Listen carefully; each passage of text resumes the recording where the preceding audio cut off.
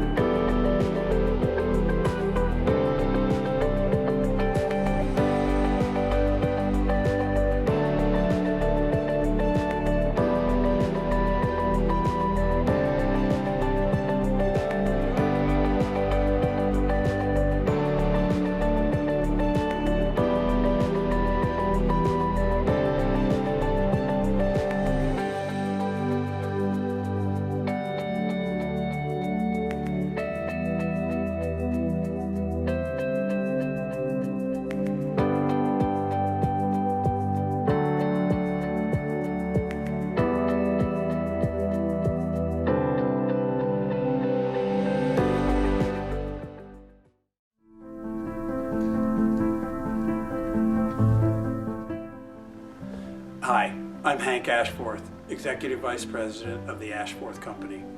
I was president of the Boys and Girls Club of Stamford in 1994, and since then have watched as the club has grown to serve even more of the underserved children of the city.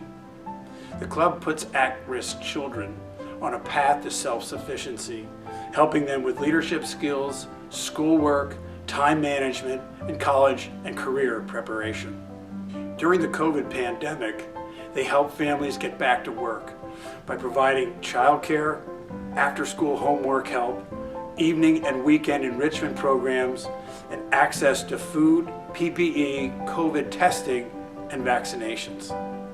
The Ashforth Company has been a proud sponsor of the club for over 25 years, recognizing that they inspire confidence in their members along with a sense of self-worth and belonging. Ashforth is proud to support the underserved children of our community to become productive, caring citizens. We encourage everyone to contribute to the club. You'll be very glad you did.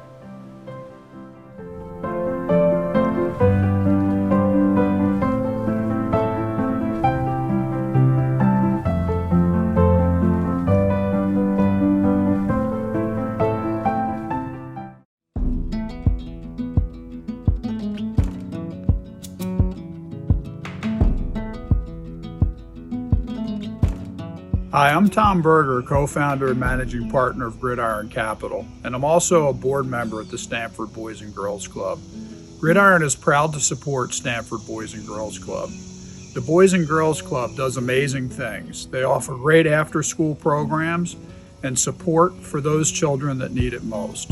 I've seen firsthand children that were at risk and didn't have the support systems in place, that because of the Boys and Girls Club, they've been able to lead very productive and successful lives, either by going to and graduating from college or starting a career that's very rewarding and successful. So thank you also for supporting the club. You'll be happy you did it.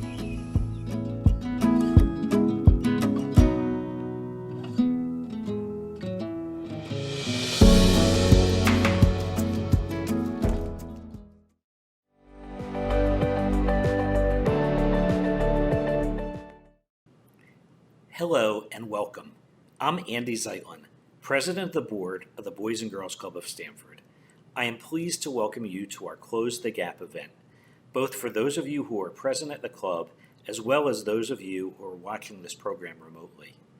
The incredible staff we have at the club, led by Rowena Track, works tirelessly to help close the gap year-round in a variety of ways. Today, we put the spotlight on education, and we are thrilled to have an incredible lineup of panelists, including Dr. Miguel Cardona, U.S. Secretary of Education, Dr. Tamu Lacera, Superintendent of the Stamford Public Schools, and Ms. Donna Kaiser, the 2021 Teacher of the Year in Stamford. You will also hear from our Youth of the Year, Jada Dupree.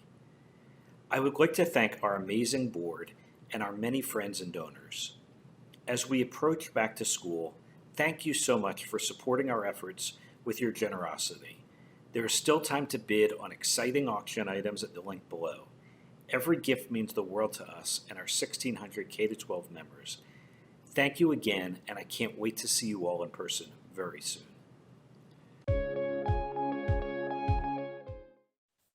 Thank you, Andy, and hello, everyone.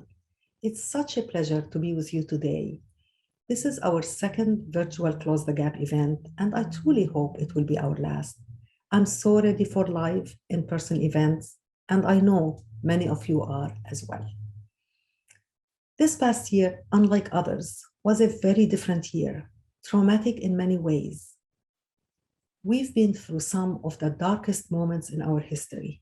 The pandemic has altered life as we know it, forcing schools to close, stressing healthcare and the hospitals, disseminating jobs and the economy, and creating some of the greatest hardships on youth that we have ever seen. And hardest of all, so many lives have been lost. As a result, research predicts that students will not master the same amount of academic content or learning that they will typically do in a normal year. At this event, we will be talking about closing the gap, specifically the education gap. All kids will lose between 5 to 9 months of learning, and kids of color will lose up to a year.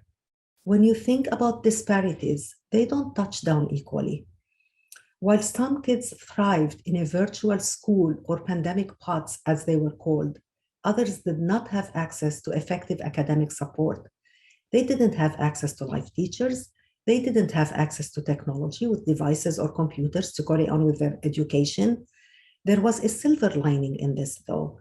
Kids were flexible, and they adapted through it all, flexing strong social, emotional skills, and some mastering some new technologies many times faster than us adults have done. That's a true silver lining in these dark clouds. Inside all of this, our club remained flexible and responsive and focused on the academic success of our members through virtual engagement, partnerships, and academic enrichment programs, serving as a virtual learning center. When kids and families did not have adequate Wi-Fi at home, we allowed access to our facilities so that kids can get their homework done. In addition, we know the toll that this past year has taken on the emotional well-being and the mental health of all, particularly of kids. Our club has always taken a whole child approach to youth development. We provided wellness checks to kids and families in the form of a phone call, email, or a text. And now, coming out of recovery stage, our club remains strong and resilient. We continue to offer multidisciplinary programs, treating the child as a whole and focusing on academics like homework help, reading, writing, and math, athletics, basketball, swimming, soccer, just to name a few, performing arts, as in music, performance, painting, drawing, and STEM, like in robotics, science experiments, engineering, drones, and chess, and leadership, mentoring, and coaching. I think that's a testament to the staff, the volunteers who show up every day, and to the community that work tirelessly to ensure the resiliency and stability of the club, all working hard to encourage, inspire, and uplift countless youth, many of whom are here watching and listening now. To you all who joined hands with us during these trying times, I say to you, thank you. Gracias.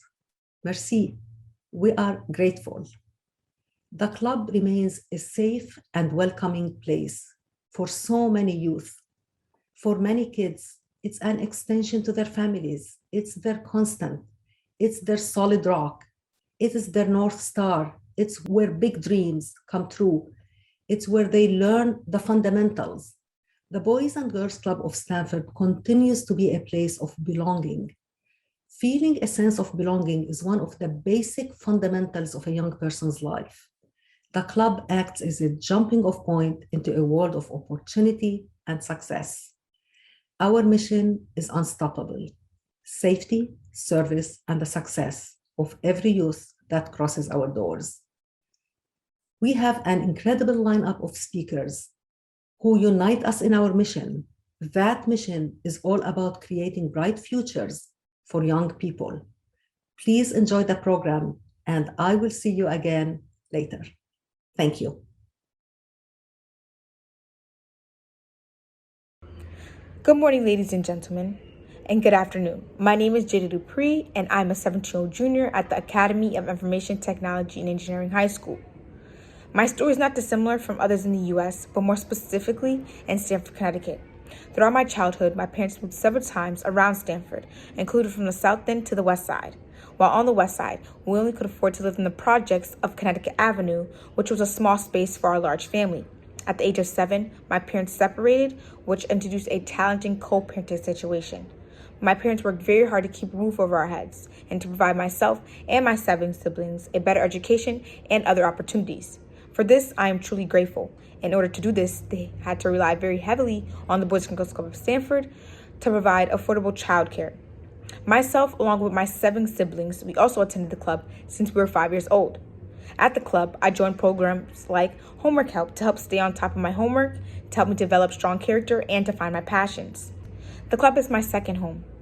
It's a place where I can go to feel protected, loved, and accepted, surrounded by people I consider to be my closest friends and family. After graduating high school, I look forward to attending college with a major in law, specializing in criminal justice, and to represent those who may not otherwise be able to access high-quality legal services to prove their innocence. I believe in being the change that you want to see.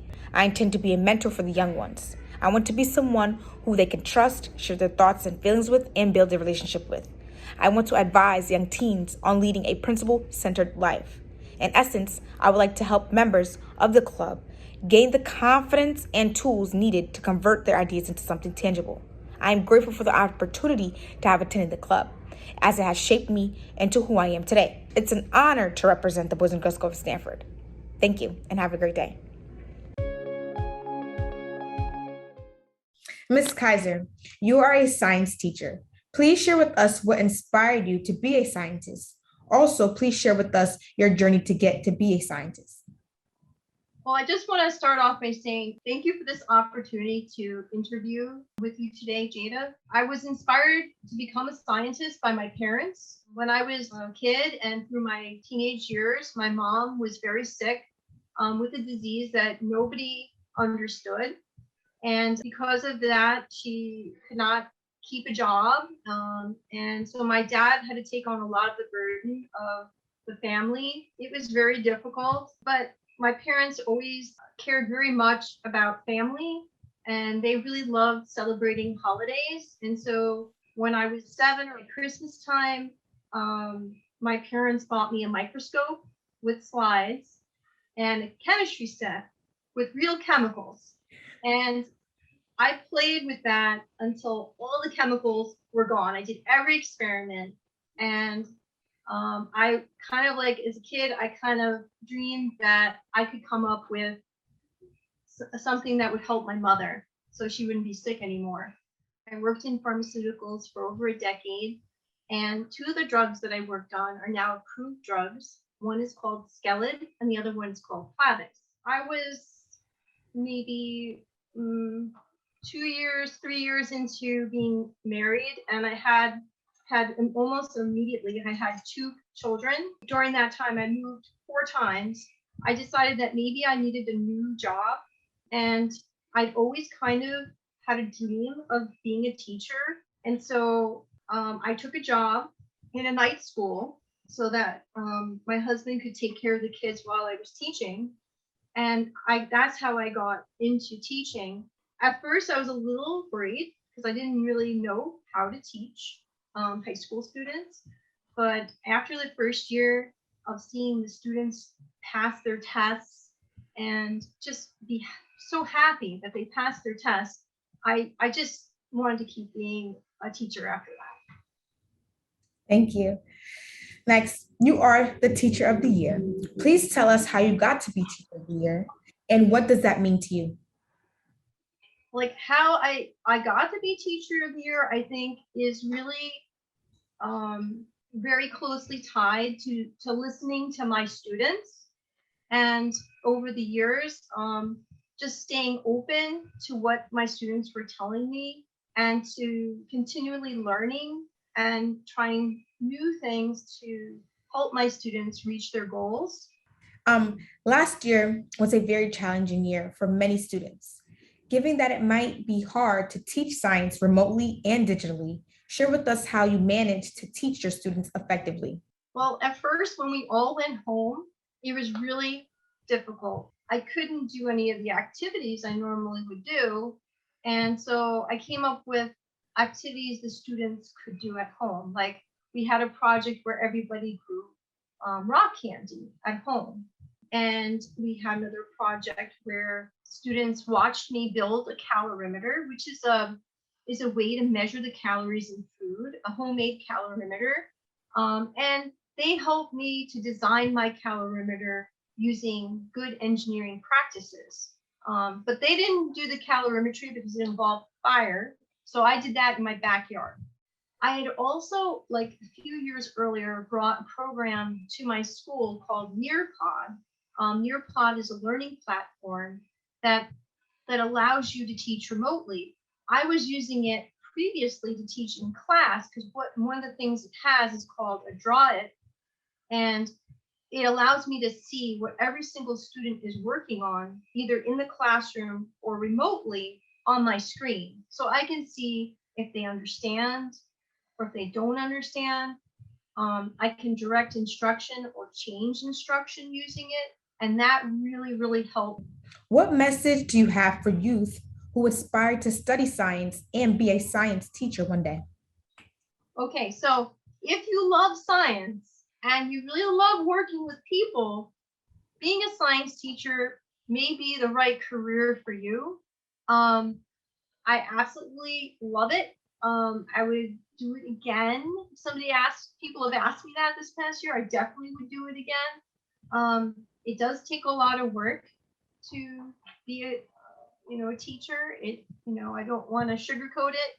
It does take a lot of work and a lot of patience to be a teacher, but the rewards are absolutely amazing. Seeing your students learn and succeed and go on and become successful. I've started to see that now, like where students come back and visit me.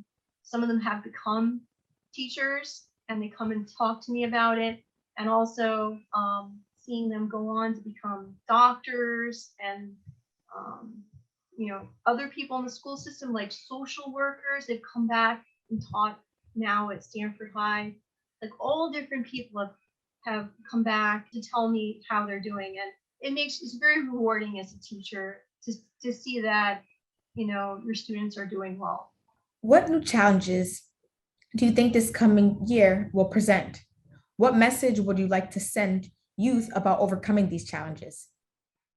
This coming year, I think one of the major things that as a teacher I will see is disruptions to learning and learning loss. So for me as a teacher, I believe that I will have to put even greater effort at the beginning of the year to kind of figure out what students know, what they still have questions about, and what things that they would like to learn more about. I will use that information to differentiate instruction for all my students so everyone is successful in my classroom. But that will take a lot of time this year because I think it'll be more complicated than it usually is. And for students, I think that the message is from me to do your best. Don't be discouraged. Keep asking questions. Develop goals for yourself that you want to achieve in the school year. Study, do your homework, try to be on time every single day so you don't miss anything, and try to enjoy experience. We'll get to be together again, and I'm hopeful that it'll be a much better school year for everyone when we're together. Ms. Kaiser, is there anything else you would like to share with us? To all the students in Stamford, I'd like to say your job in September is not just to be a good student, it is also to be the best student you can be. Show up on time for school every day, set goals for yourself, and get the most out of your education. Meaning, ask questions when you don't understand, do your homework, stay organized, study for every test, and seek help from your teachers when you get stuck. There are also many programs that offer additional homework help, like the Boys and Girls Club, like Avid, like Upward Bound. And remember, if you get distracted or discouraged, seek help, stay positive, and focused on your blueprint for success. You can do it. Ms. Kaiser, thank you very much for taking the time to share your experiences. It has been a pleasure speaking with you. Thank you and have a nice summer. It's been a pleasure speaking with you too.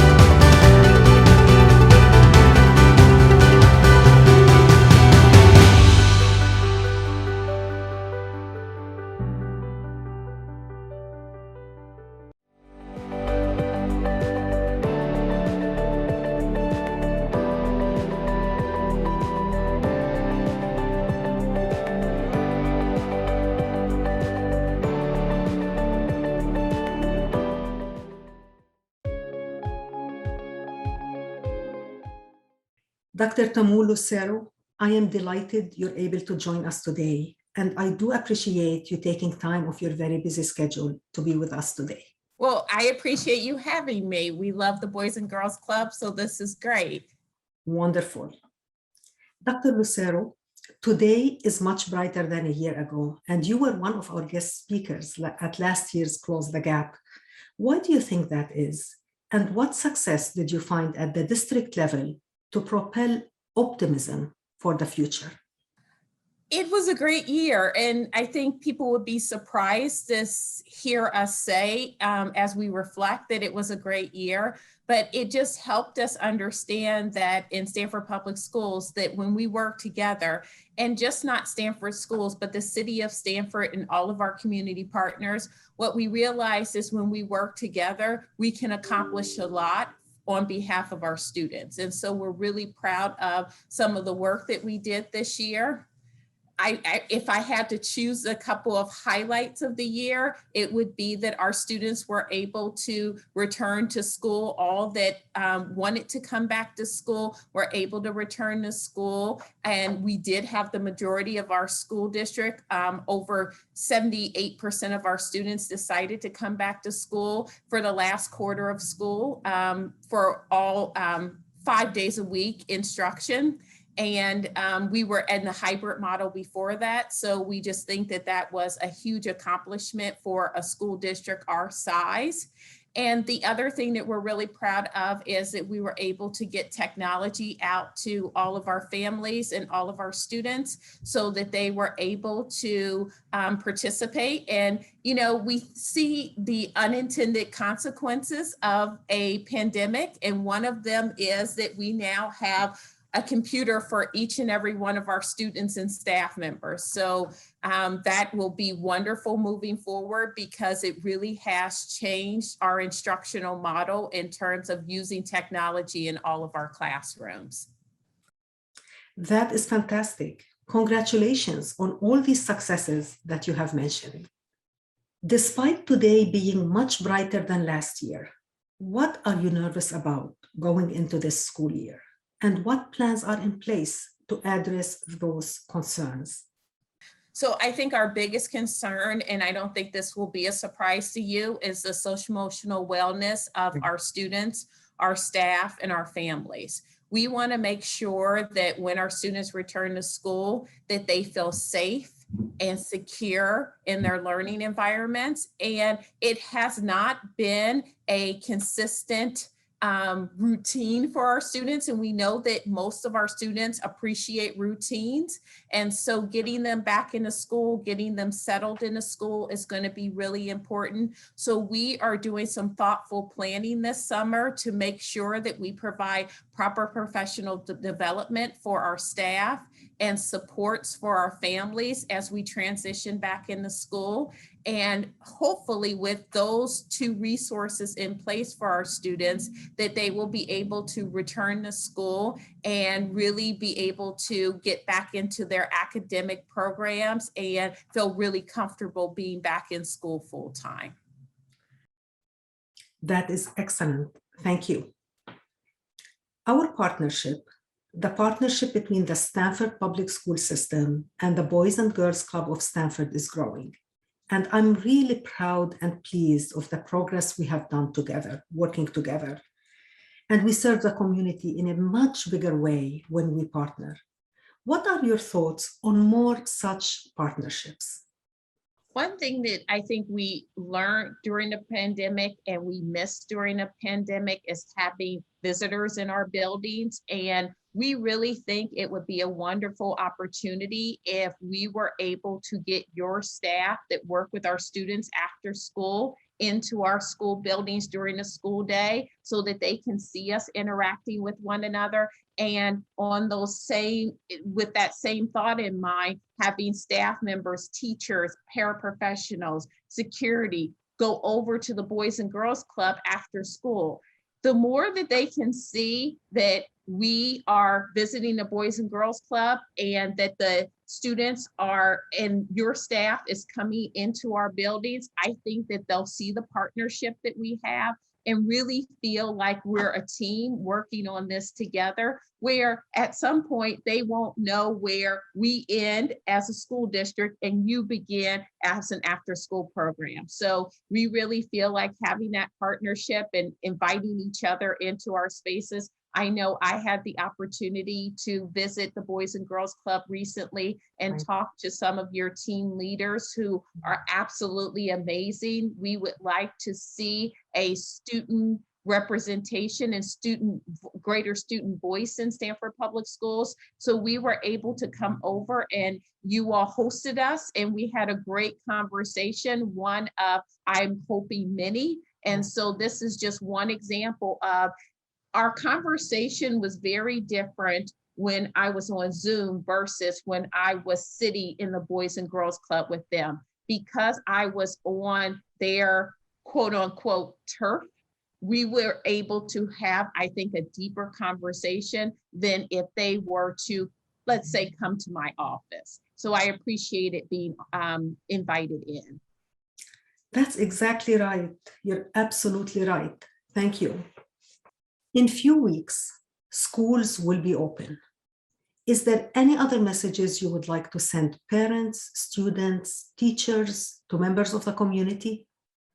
I think that the best message that I can send is what everyone modeled for us last year is we do our best when we work together, and we are truly a team here in Stamford, and we are so appreciative of the 150 different organizations that reached out to help us throughout the pandemic and prior to the pandemic. And so we believe if we continue to work together, we will continue to see our students soar. And I just can't wait to see what's going to happen in the future. So I really appreciate having this opportunity to talk to you today. I believe our partnership is only growing stronger through your leadership. So I really appreciate the fact that you're always willing to reach out and you're always willing to do whatever needs to be done to support the students, not only that attend the Stamford Public Schools and the Boys and Girls Club, but all of the students that are in the community that need some additional support. Great, wonderful. Thank you. Thank you very much.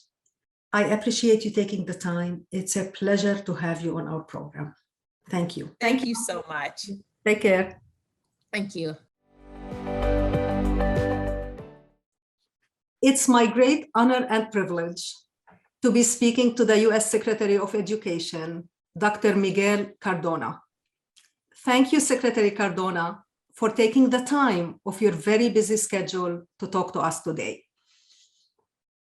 Thank you very much for the invitation and for the opportunity to be with you.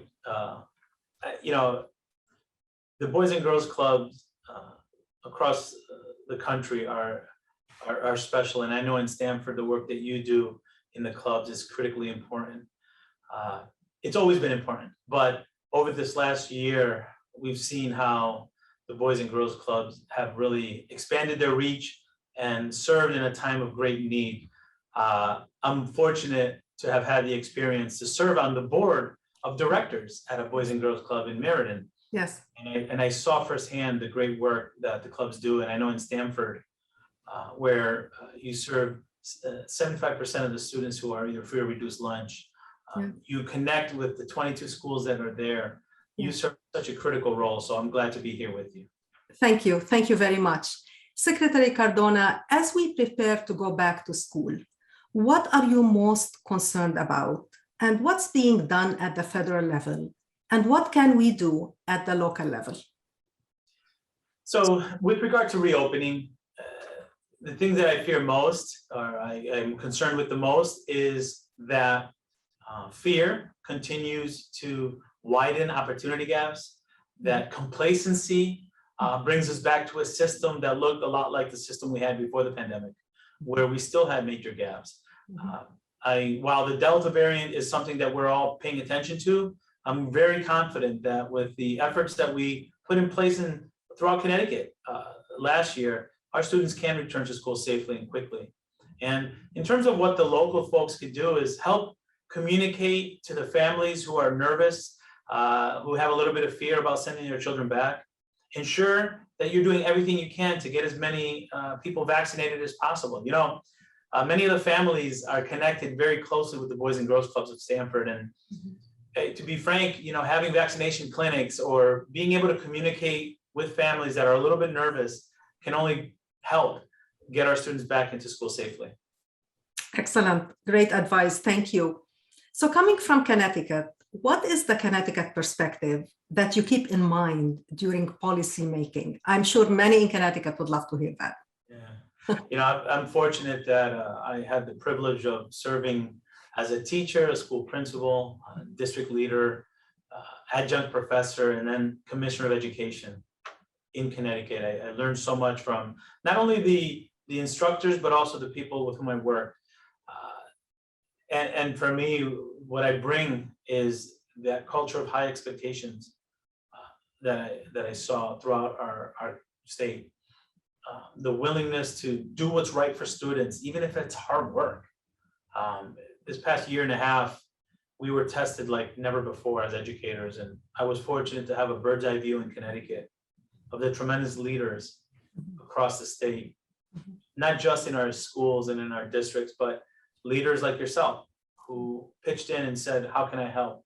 Leaders like educators who said, we're concerned about the safety of our members, but we're going to work with you to do what's right and to make sure that safety is paramount. So there's that aspect of making sure we're doing what's right, good leadership, high expectations. But in Connecticut, there's also a thirst for equity.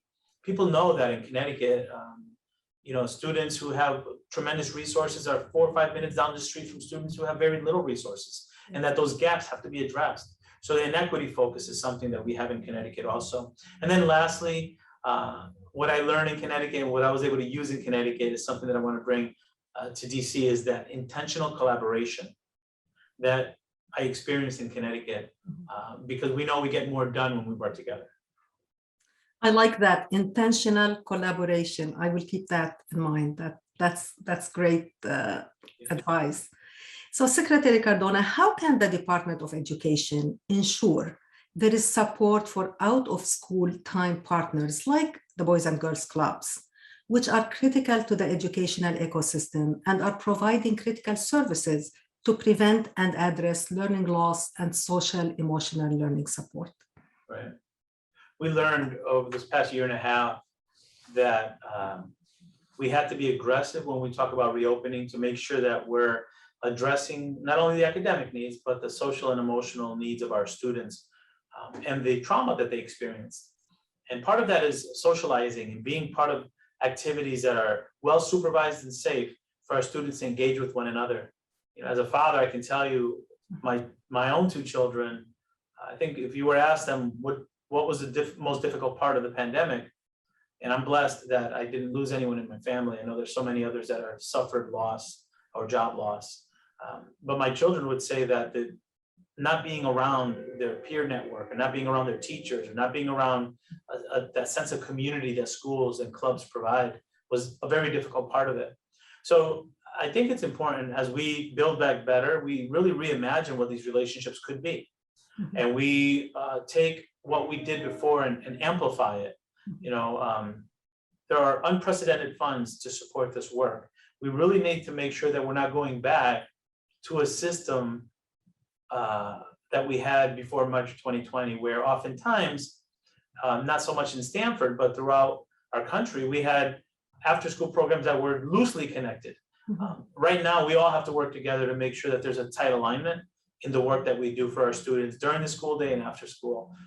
Clubs like yours provide a critical role. You already have connections to the schools. Yes. You know those students. We serve the same families. Yes. So the more connected our relationship, the more synergistic the outcomes.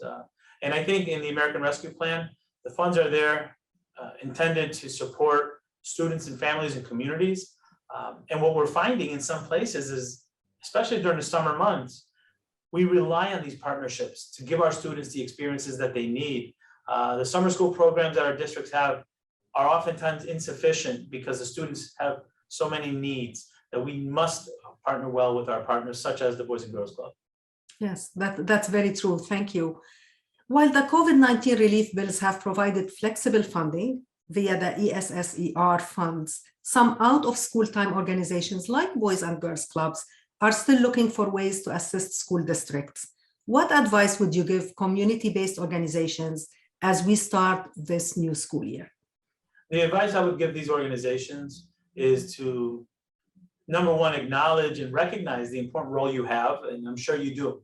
I'm sure you realize how critically important it is to get our students engaged with one another, back into the learning, addressing some of the issues when they're separated for so long. We talk a lot about the digital divide.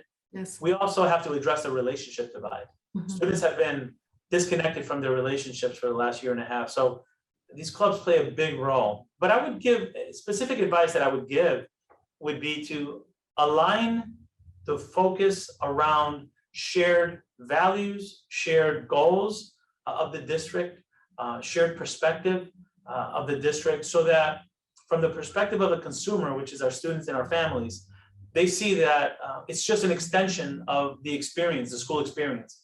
So, for example, I know in Stamford, there's a lot of great work happening around ensuring equitable access. I know Tamu Lucero is really focused on making sure all students can succeed. Yes. So addressing achievement gaps is something that is significantly important in that district. So, for example, nuanced strategies that connect to the overall goals of the organization, the school system, I think would provide the best results.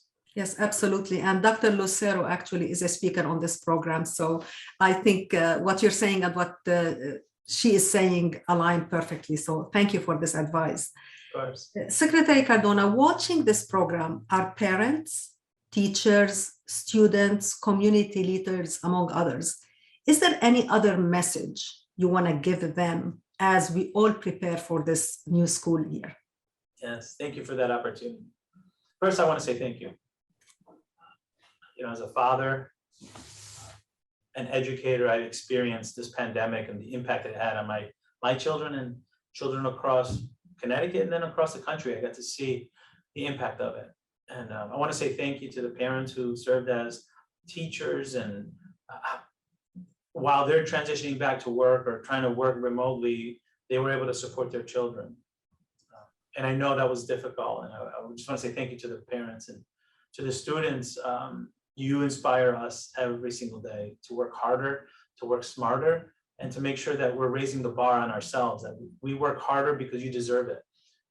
We couldn't stop the pandemic, but we couldn't stop the pandemic from doing what it did, but we can prepare a school system that's better than ever before. And that's our responsibility, and hold us accountable for that, students. To the educators, you've shown why we must have our educators on the highest pedestal in our community. I always say it doesn't take a pandemic to remind us how important our teachers and our educators are, and our leaders. You've shown tremendous courage. And I will say that while this past year was the most difficult, this upcoming year is the most important. Yes. Let's hit the reset button on those things that we know don't work. Let's reimagine what it could be so that our students have tremendous potential and our families feel engaged in ways that they haven't in the past. Let's match the resources and the urgency from the president to deliver. I know in Connecticut, you will. I know with the partnerships that you have, you will. Let's have patience because unfortunately, we're not done with this pandemic. So yes, as much as I don't like having to look my children in the face and say, you might have to wear masks, I understand it's a reality. Right. Our job is to keep our students and our families safe. We're going to do that, even if it means difficult decisions. But at the end of the day, we're always going to put our students first because they deserve it. So thank you for the opportunity to speak with you and to the community at large. Okay, this is just a very quick shout out to my friend LaRue Graham and Dominic and all the other children's champions over at the Meriden Boys and Girls Club. Thank you for what you do, for the difference you're making in our community. I was among the many things I'm proud of in my career, being on the board of the Meriden Boys and Girls Club is one of those. I got to see firsthand the amazing work that happens there. And I'm honored to have served on that board. And I know moving forward, the role of the Boys and Girls Club, not only in Meriden, but across the country, will continue to grow. You do important work and you're such a part of the community that you serve. Thank you for all you do. I hope you have a great upcoming year and I wish you all the best. Take care. All right, excellent. Thank you. Hello again. I want to thank you for spending your time with us. At the Boys and Girls Club of Stamford, our mission is unstoppable. We are dedicated to the safety, service, and the success of every youth that crosses our doors. You have heard from our Youth of the Year, Jada Dupree, a shining reminder of why we all work so tirelessly for our youth. You have also heard from some incredible speakers who unite us in our vision. That vision is all about creating bright futures for young people. These speakers ignite our passion to do whatever it takes. We cannot do it alone. We need you. Please join us in building the club to continue to be a jumping off point into a world of opportunity and success for so many deserving youth. Please do what you can and donate. And please be generous. Thank you.